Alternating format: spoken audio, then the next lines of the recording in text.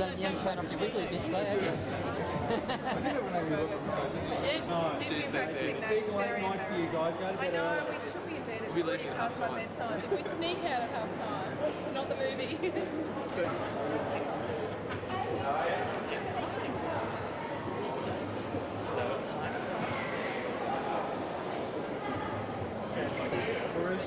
Oh, hello! Barushka, darling. Hi, how are Leave it at who you? you are. Barushka, darling, what's your favourite room? Panic room, that's what happens in this movie. Put your valuables in the panic room. Well, I believe that my dressing room is the panic room when I suddenly realised that my earrings don't match my necklace or my shoes. That's when...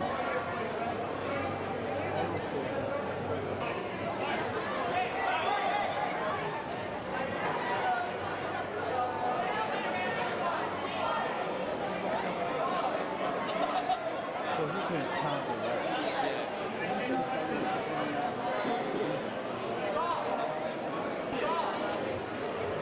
Who's speaking to him?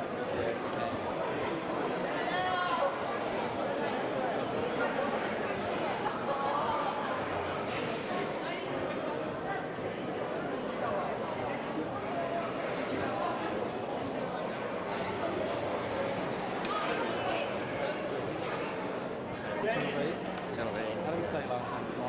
Demontimus, okay. Damien Demontimus, The Secret Life of Us. Tell us, what's your favourite room in the house? Bedroom. Yeah. Yeah, I spend a lot of time sleeping. Picture there, please, darling. Yeah, fabulous. And this way. Here we go. Right. Turn this way. Turn this way, please. Thank you. This way.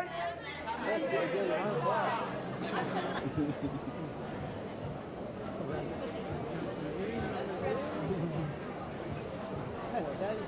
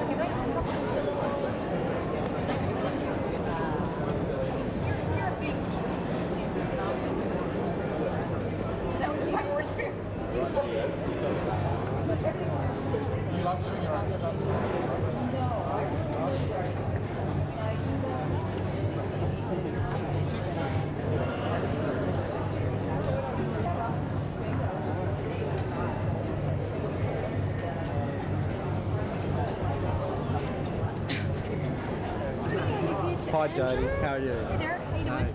So Jodie, thanks for scaring us shitless for 2 hours this morning while I watched the movie. Oh well, you know, much obliged. I'll do it anytime. Now, it's a real David Fincher movie. The moment those credits start, you can tell it's his film. Is he a great guy to work with? Oh, he's an extraordinary director. He's one of the great masters. I think the most masterful director I've ever worked with. He has his hand, his stamp, his signature on virtually every frame of the movie. Plus, he's a really charming, sweet guy. So yeah, I had a great time with him. Is it the most physical movie that you've made? I think it's the most physical movie I've made, definitely. And being pregnant, it's quite a challenge to make such a physical film under those conditions. But I was into it. You know, I was into it. Now, why such a long break between movies? You know, we don't see you as often on the screen as we'd like to. I didn't think it was that long a break. People keep saying that, but I don't make as many films as a lot of people do because I like to have a life. Yeah. And also, I like to feel really passionate about the films I make, and I want it to put my best foot forward, and I feel like I can't do that more than once every 2 years. Yeah. And last question, what's your favourite room in the house? My favorite room in the house is my first son's room. It has little, paintings we painted on the ceiling and all sorts of things like that. Lovely. Have a great night. Thank you. We're from London Television. Hey there. Hi. Can I ask you, what was it about the role that made you take it, and how did you make it your own after Nicole Kidman obviously bowed out of it? Yeah. It wasn't so much the role as it was the movie, the whole movie, the screenplay and the director. Those are the two things that brought me into it. Although she's a great character, somebody who's completely lost her confidence. She's at the lowest part of her life, and in some ways the drama of the film makes her reassume her confidence in a lot of ways. The thing that changed, is that what you asked? Yeah, about Nicole? from just what Nicole had already shot. Yeah, Nicole had shot about 2 weeks, and she'd done all the rehearsals, so I was really just stepping into her shoes.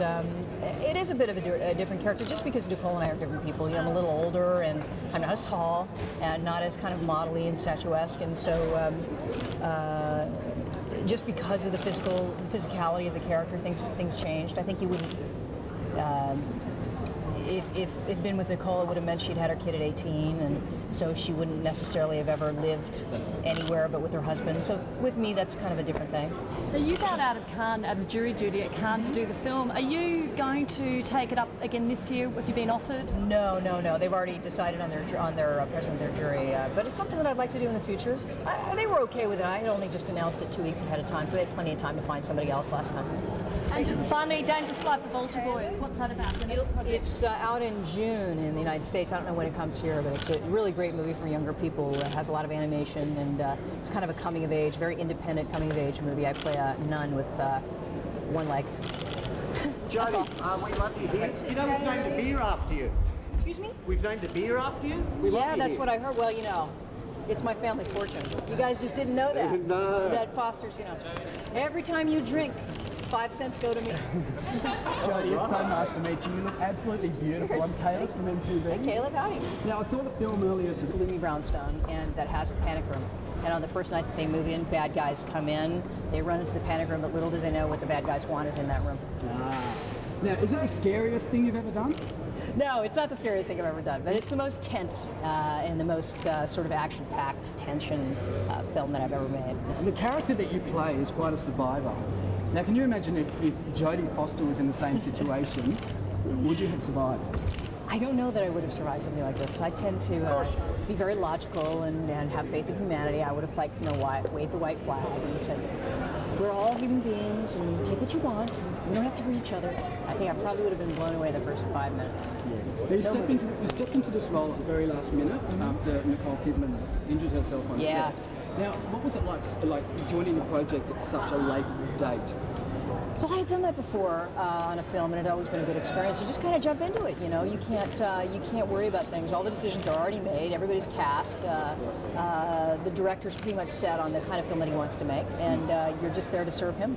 And what about in terms of building up a relationship with Kristen, who played your daughter? How is that at such a late part in the project? Well, we had a very long time to be stuck in a room together, so we spent a good 4 months stuck in one room together. You get to know somebody pretty well under those circumstances. Yeah. I didn't just, try to have a relationship with her. We just sort of hung out and spent a lot of time talking about life and stuff, and movies and books and CDs and stuff.